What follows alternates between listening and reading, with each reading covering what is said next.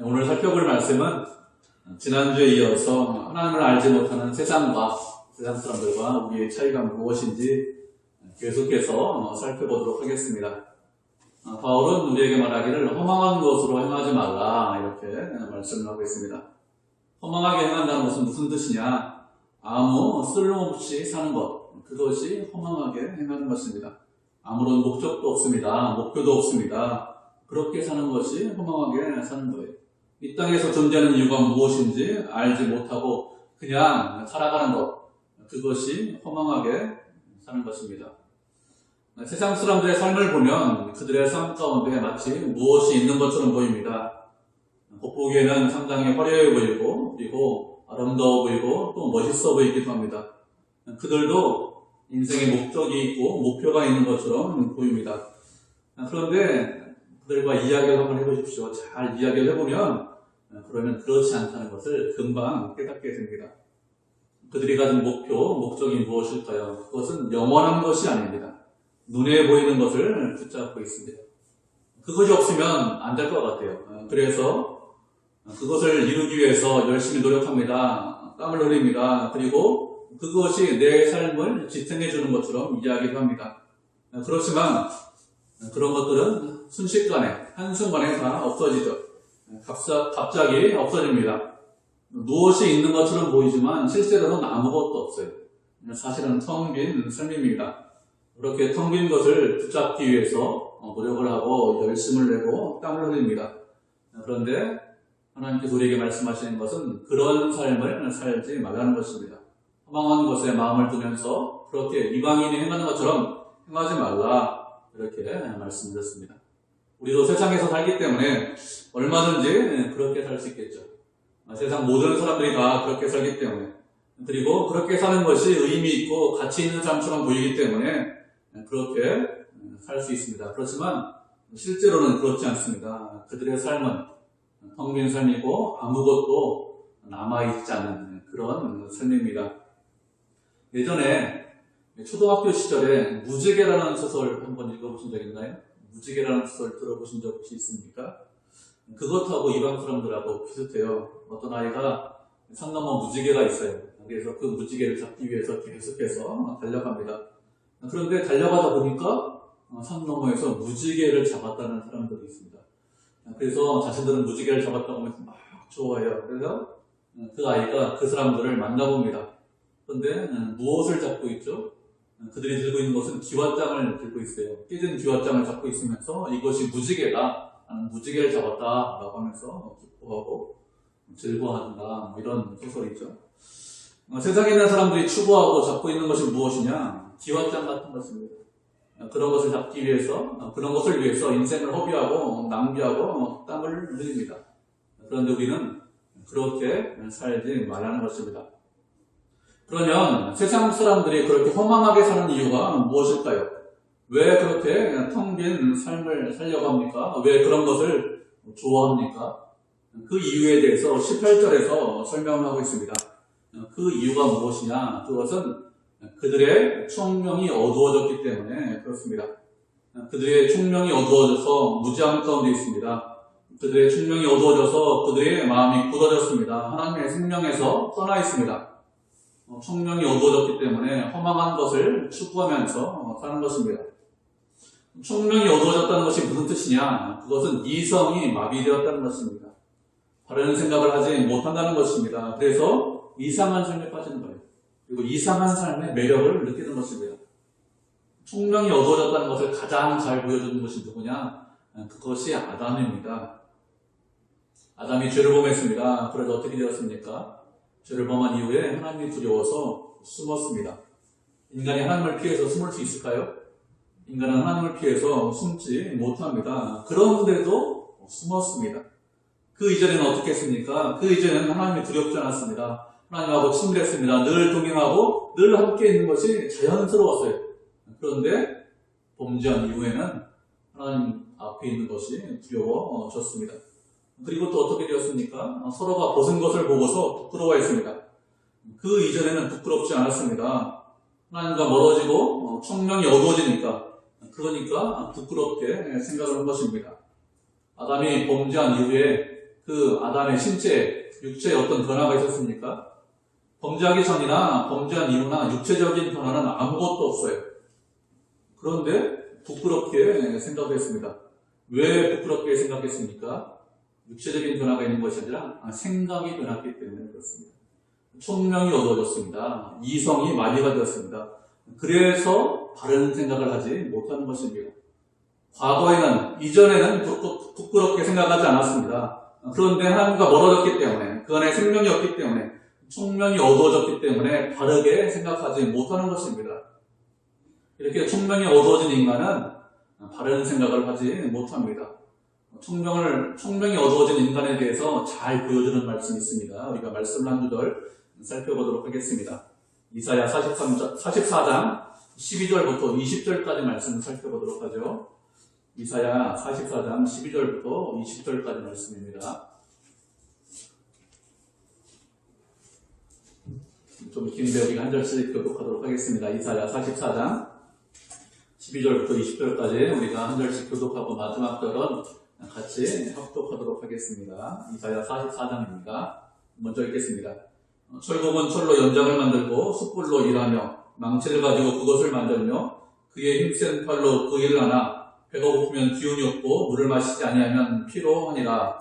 무거운 줄을 내려재고 붓으로 긋고 대표로 밀고 손자로 긋고 사람의 안락을 따라 사람의 명을 담는 집에 빼게 하며 그는 자기를 위하여 백향목을 베며 드르사 나무와 상수리 나무를 취하며 숲의 나무들 가운데서 자기를 위하여 한 나무를 정하며 나무를 심고 비를 맞고 자라게도 하느니라. 이 나무는 사람이 뗄감을 가는 것이거늘 그가 그것을 가지고 자기 몸을 덮기도 하고 불을 배워 떡을 굽기도 하고 신상을 만들어 경배하며 우상을 만들고 그 앞에 엎드리기도 하는구나. 그 중에 절반은 불에 덜하고 그 절반은 고기를 구워 먹고 배불리며 또 몸을 덮게 하여 이르기를 아하 따뜻하다 내가 불을 구웠구나 하면서 그 나머지로 신상상 자기 우상을 만들고 그 앞에 엎드려 경배하며 그것에 이르기도 하여 이르기를 나의 신이라 하고 나아가라. 그들이 알지도 못하고 깨닫지도 못하면 그들의 눈이 가려서 보지 못하며 그들의 마음이 어두워져서 깨닫지 못함이니라. 마음의 생각도 없고 지식도 없고 투명도 없으므로 내가 그것의 절반을 불사르고 또한 숯불 위에서 떡도 굽고 고기도 구워 먹거늘 내가 어찌 그 나무를 가지 않은 물건을 알겠으며 내가 어찌 그 나무 막 앞에 불고 가리고 말하지 아니하니. 같이 읽겠습니다. 10절. 그는 죄를 먹고 허탈한 마음에 미혹되어 자기의 영혼을 구원하지도 못하며 나의 오른손에 보어질 것이 있지 아니하지도 못하느니라. 아멘. 하나님께서 철공과 목공에 관해서 말씀하고 있습니다. 철공과 목공이 열심히 일합니다. 힘센 팔을 가지고 땀 흘리면서 부지런히 열심히 일합니다. 그런데 아무리 사람이 힘이 좋고 능력이 있어도 그래도 계속해서 일하지는 못하지 않습니까? 일만 계속하는 사람은 아무도 없죠. 어느 정도 일하면 그 사람은 쉬어야 됩니다. 먹고 자고 쉬어야 그래야 그 다음날 또 일어나서 계속해서 일할 수 있습니다.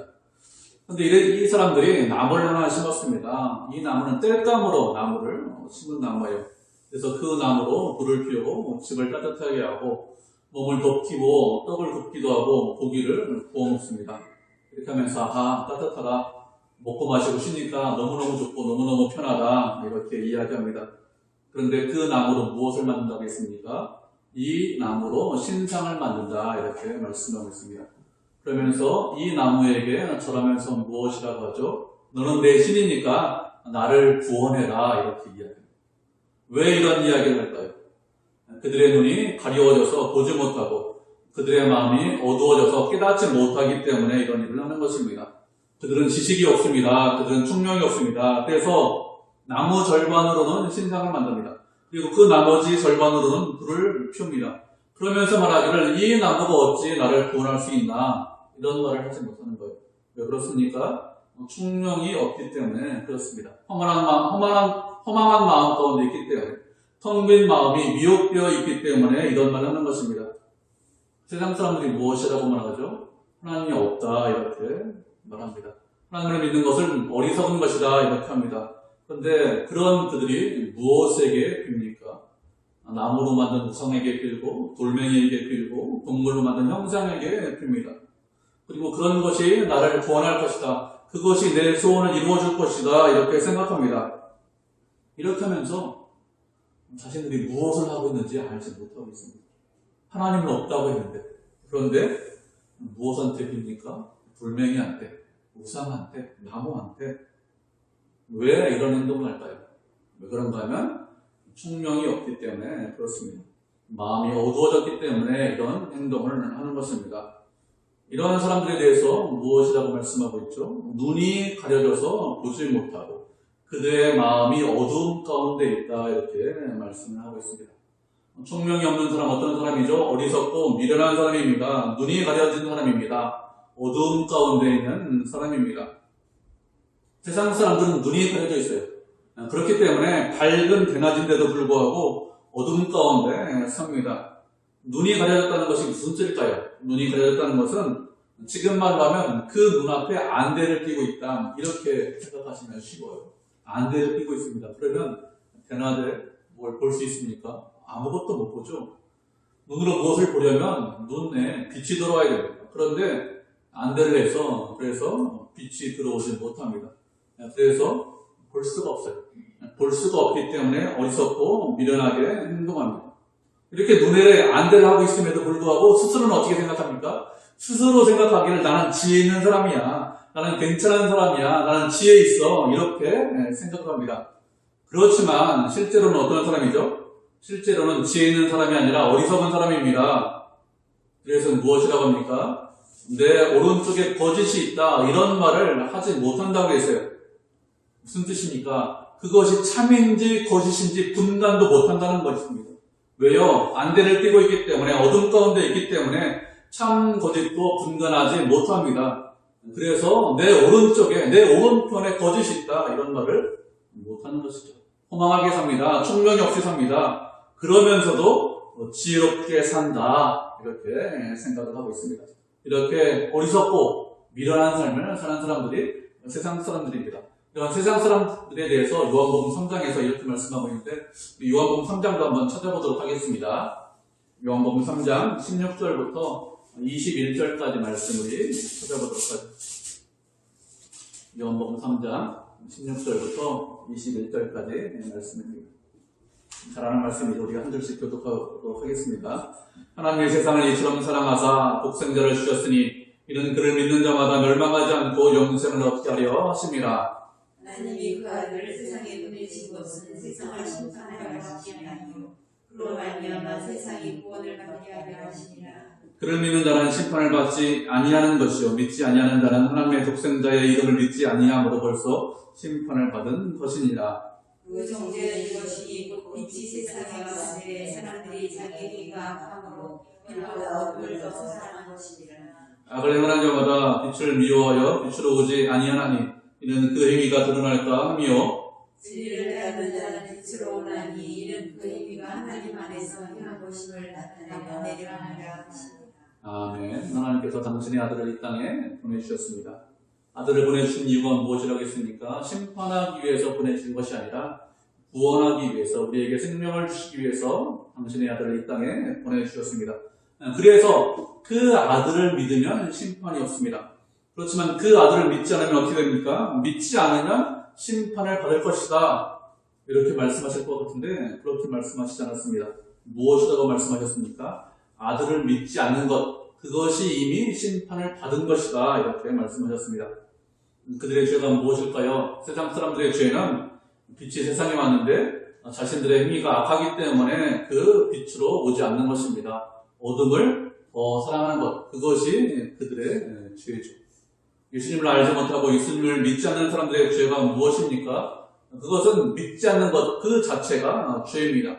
믿지 않는 것 그 자체가 이미 심판을 받은 거예요. 왜 믿지 않습니까? 왜 믿지 못할까요? 그들이 심판받아서 눈이 가려졌기 때문에 믿지 못하는 것입니다.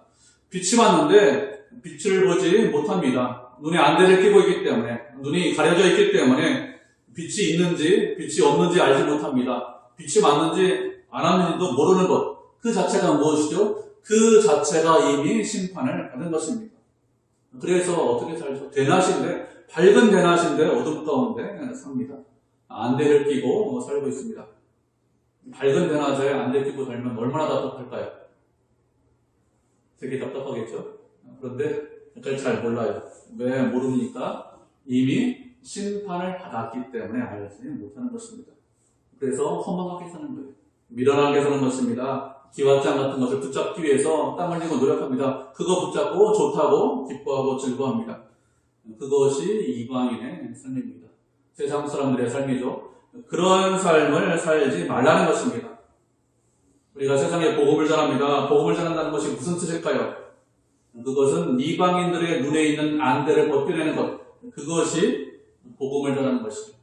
그들에게 빛을 보게 하는 것입니다. 그래서 총명 없이 사는 것이 아니라, 어리석고 미련하게 사는 것이 아니라, 바른 것이 무엇인지 알고 진리가 무엇인지 알게 하는 것, 그것이 복음을 전하는 것입니다. 세상에는 어떤 것으로도 안대를 벗겨내지 못합니다. 세상에는 무엇으로도 그 사람을 빛으로 오게 하지 못하죠. 왜 그렇습니까?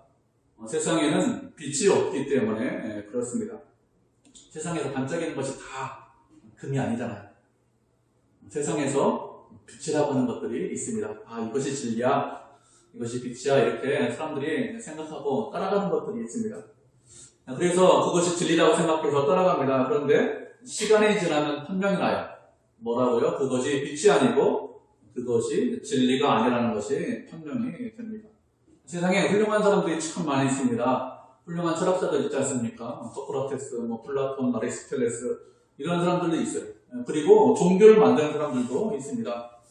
그런데 그런 사람들이 세상 사람들에게 빛을 주었습니까? 그들을 바르게 인도했습니까? 진리 가운데 이끌었습니까? 그렇지 않죠. 수천 년 동안 종교가 있었습니다. 수천 년 동안 철학이 있었습니다. 그런데 그런 것들이 사람들을 진리로, 빛으로 인도하지 못했습니다. 왜 그렇습니까? 그것이 빛처럼 보여요. 진리처럼 보입니다. 훌륭해 보입니다. 그런데 실제로는 빛이 아니기 때문에 그렇습니다. 그래서 사람들을 바르게 이끌지 못하는 것입니다. 세상에는 빛이 없습니다. 빛은 오직 예수 그리스도밖에 없습니다. 예수님만이 참 빛이십니다. 예수님 안에 있을 때 참 진리 가운데 있고 참 빛 가운데 있을 수 있습니다. 예수님만이 우리를 바르게 이끕니다. 세상에는 어느 것도, 세상에는 무엇도, 누구도 우리를 바르게 이끌지 못하지만 예수님이 참 빛이시기 때문에, 예수님만이 참 진리이시기 때문에 우리를 바르게 이끌 수 있습니다. 그래서 우리는 어떻게 됩니까? 우리는 언제나 그리스도 안에 계셔야 됩니다. 그리고 그리스도를 사람들에게 전해야 됩니다. 그렇게 그리스도를 전할 때 사람들이 빛 안에 있고 진리 안에 있고 그리고 미련함과 어리석음을 벗어날 수 있기 때문에 그렇습니다. 다른 방법이 없어요. 오직 예수 그리스도밖에 없습니다. 예수 그리스도 안에 있는 그것밖에는 진리 가운데 거할 수 있는 방법이 없기 때문에 우리가 복음을 전하고 진리를 전하고 그리스도를 전해야 됩니다. 그런데 세상 사람들은 어떻게 생각합니까? 그런데 세상 사람들은 그렇게 생각하지 않습니다. 예수님 안에 참 빛이 있다 이렇게 생각하지 않습니다. 우리가 말씀을 한 구절 보도록 하겠습니다. 고린도전서 1장 26절부터 31절까지 말씀 보도록 하겠습니다. 고린도전서 1장 26절부터 31절까지입니다. 한 절씩 교독하도록 하죠. 1장 26절부터 31절까지입니다. 먼저 읽도록 하겠습니다.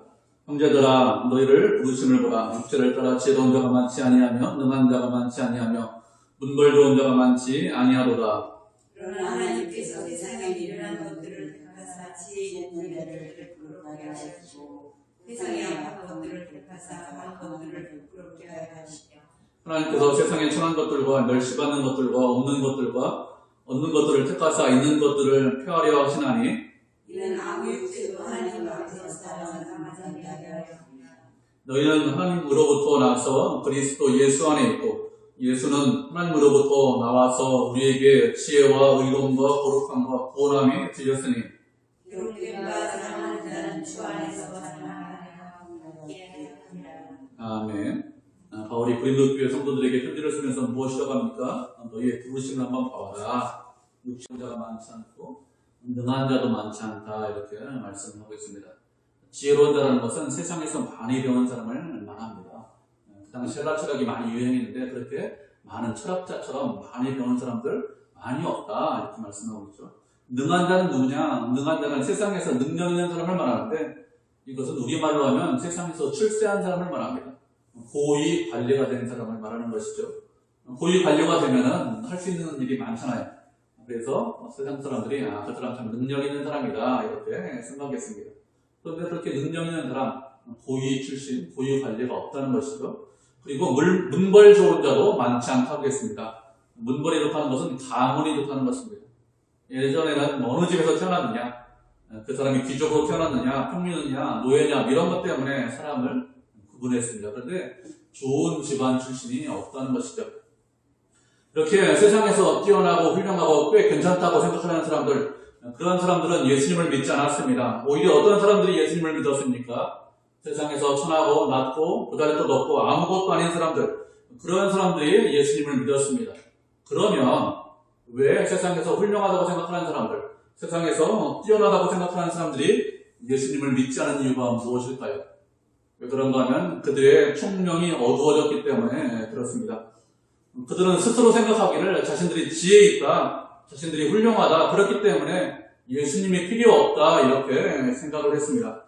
그러면서 어떤 사람들이 예수님을 믿는다고 생각합니까? 어리석은 사람들, 미련한 사람들, 나약한 사람들이 예수님을 믿는다 이렇게 생각을 하고 있습니다. 2000년 전이나 지금이나 바울 당시나 지금이나 동일합니다. 사람들의 생각은 변화하잖아요. 지금도 세상 사람들이 어떻게 생각합니까? 우리가 왜 예수님을 믿는다고 생각합니까? 우리가 미련하고 어리석어서 예수님 믿는다고 생각합니다. 세상에서 힘이 없기 때문에, 능력이 없기 때문에, 나약하기 때문에, 부족하기 때문에, 그래서 세상에서 스스로 설 수 없기 때문에 하나님을 의지해야, 신을 의지해 설 수 있기 때문에 그래서 신을 믿는다 이렇게 생각합니다. 그런데 세상 사람들은 어떻게 생각하죠? 그 반대로 자신들은 강합니다. 능력이 있습니다. 그래서 하나님 없이도 스스로 설 수 있다 이렇게 생각을 하고 있어요. 왜 이렇게 생각을 할까요? 왜 이런 생각을 하는가 하면 그들의 눈이 감겨져 있기 때문에 그렇습니다. 총명이 어두워졌기 때문에 그렇습니다. 그들은 빛이 무엇인지 알지 못합니다. 진리가 무엇인지 알지 못합니다.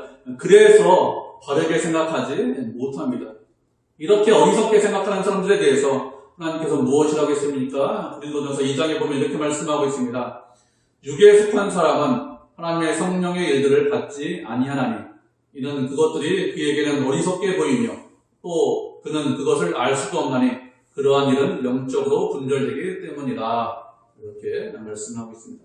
세상 사람들이 우리를 어리석게 보고 미련하게 보는 이유가 무엇입니까? 그것은 그들이 육에 속했기 때문에 그렇습니다. 세상에 속했기 때문에 그렇습니다. 세상 사람들은 하나님의 일에 대해서 어리석게 생각합니다. 진리가 무엇인지 이야기를 해줘도 그 진리가 무엇인지 이해를 하지 못합니다. 알아듣지 못합니다.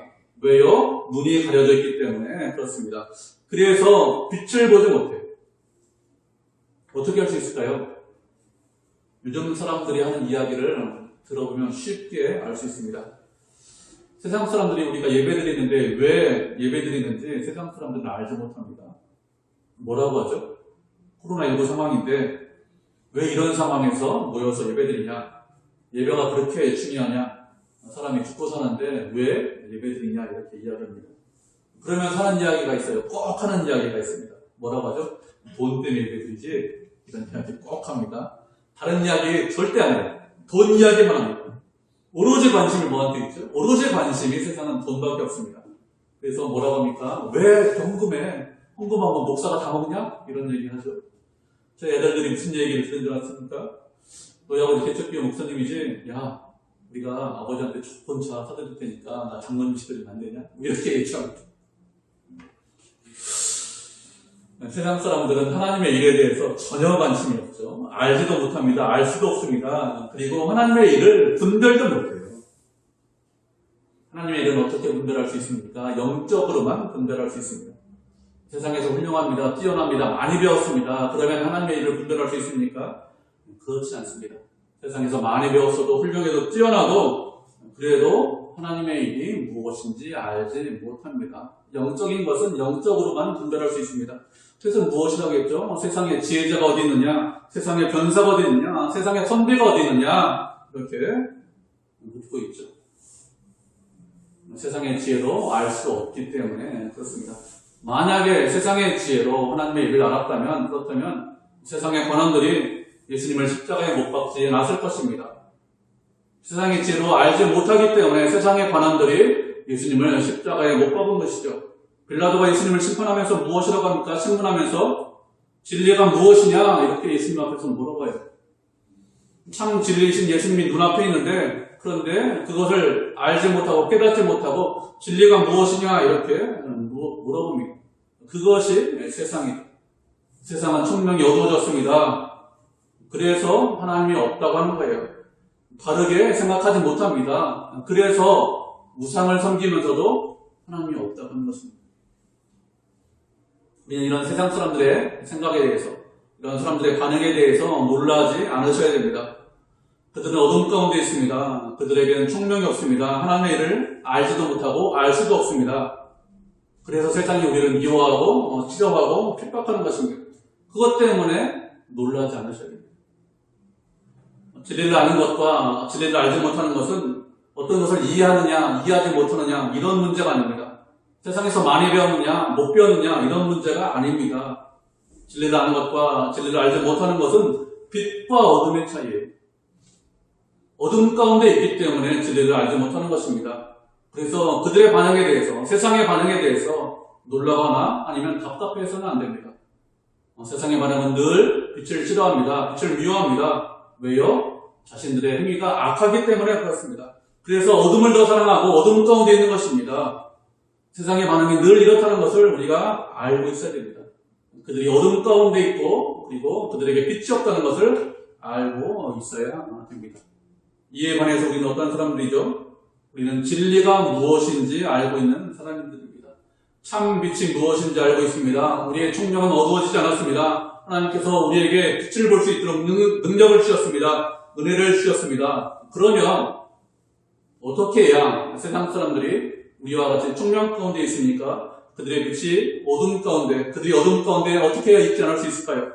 어떻게 해야 진리를 보고 깨달을 수 있습니까? 다른 방법은 없습니다.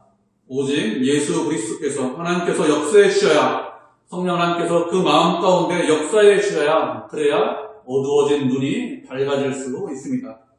그렇게 성령 하나님께서 역사해 주셔야 못 보던 것을 볼 수 있습니다. 그렇지 않으면 영원한 어둠 가운데 있을 수밖에 없죠. 그들을, 세상 사람들을 빛으로 인도할 수 있는 것은 하나님만 그들을 빛으로 인도할 수 있습니다. 다른 그 무엇이 지혜와 지식과 교육이 그들을 빛으로 인도할 수 있는 것이 아니라 하나님만 그렇게 할 수 있습니다. 그래서 우리는 어떻게 될까요? 그래서 우리는 기도해야 됩니다. 하나님께서 우리에게 은혜를 베풀어 주셔서 우리가 볼 수 있게 되었듯이 하나님 그들도 불쌍히 여겨 주십시오. 그들에게 은혜 베풀어 주십시오. 그렇게 기도해야 됩니다. 왜 그렇습니까? 다른 것으로 하지 못하고 성령의 능력으로만 빛을 볼 수 있기 때문에 그렇습니다. 그래서 기도해야 됩니다. 하나님 성령의 능력으로 어둠을 벗어날 수 있게 해주십시오. 그렇게 기도해야 됩니다. 그것이 우리의 할 일이죠. 우리의 힘과 능력으로 하지 못합니다. 우리의 힘과 능력으로 할 수 있다면 그러면 우리가 하면 되겠죠. 굳이 기도할 이유가 무엇이 있겠습니까? 그렇지만 이 일은 우리에게 속한 일이 아니에요. 하나님에게 속한 일입니다. 그래서 기도해야 됩니다. 기도 말고 다른 방법이 있느냐? 기도 말고 다른 방법이 없습니다. 그래서 기도해야 됩니다. 하나님께서 우리를 이곳에, 이 세종시에 교회를 세워주셨습니다. 왜 세종시에 교회를 세워주셨습니까? 이곳에 있는 사람들이 은혜 받을 수 있도록, 이곳에 있는 사람들이 어둠 가운데 있는데 그 어둠 가운데 머무는 것이 아니라 그들을 빛으로 인도하라고 우리를 이곳에 보내주셨습니다. 그들이 하나님을 만나고 찬양하고 하나님께 경배드리고 하나님께 영광 돌리는 주의 백성, 주의 자녀가 될 수 있도록 우리가 어떻게 됩니까? 우리가 기도하셔야 됩니다. 다른 사람들은 안 할 수 있습니다. 지금 상황이 어렵기 때문에, 힘들기 때문에 못 할 수 있습니다. 그렇지만 우리는 해야 됩니다. 코로나 상황이 끝날 수 있어요. 얼마든지 좀 지나면 끝날 수 있습니다. 그렇지만 하나님께서 은혜 주시지 않으면 어떻게 될까요? 그러면 세상 사람들은 여전히 어둠 가운데 있습니다. 코로나 상황이 끝나도 크게 달라지지 않아요. 코로나 상황이 끝나도 눈이 닫혀져 있으면 여전히 어리석게 살고 미련하게 삽니다. 영적으로 죽어있기 때문에 하나님에 대해서 전혀 관심이 없습니다. 그렇기 때문에 어떻게 됩니까? 우리가 먼저 이 사람들을 위해서 우리가 기도해야 되겠죠. 하나님의 은혜가 필요합니다. 하나님의 역사심이 필요합니다. 성령 하나님께서 역사해 주십시오. 그래서 그들을 눈을 가리고 있는 것들을 거두어 주십시오. 어둠을 몰아내 주십시오. 은혜를 베풀어 주십시오. 이렇게 기도하셔야 됩니다. 그렇게 기도해서 우리와 같이 예배드리고 찬송하고 기뻐하고 감사하고 하나님을 소망하는 그런 백성이 이곳에 많이 있을 수 있도록 해야 됩니다. 세종시에 많이 있고 이 나라에 많이 있고 온 세상에 많이 있을 수 있도록 우리가 당연히 기도해야 됩니다. 그렇게 하나님의 은혜를 구하고 하나님의 영광을 구하는 것, 그것이 우리가 할 일이죠. 왜 그렇습니까? 우리가 먼저 은혜를 받았기 때문에 그래요. 먼저 주님의 사랑을 받았기 때문에, 먼저 깨달았기 때문에 그렇습니다. 먼저 교회가 되었기 때문에 먼저 어떻게 됩니까? 먼저 기도하셔야 됩니다. 먼저 은혜를 풀어달라. 우리와 동일한 은혜를 세상 사람들에게 베풀어달라고 기도해야 됩니다. 그렇게 날마다 기도하고 성령의 은혜를 구해서 그래서 그들을 위해서 기도하고 또 하나님께 영광을 드리는 그런 믿음의 백성, 은혜의 백성이 되기를, 그런 교회가 되기를 주님의 이름으로 축복을 드립니다.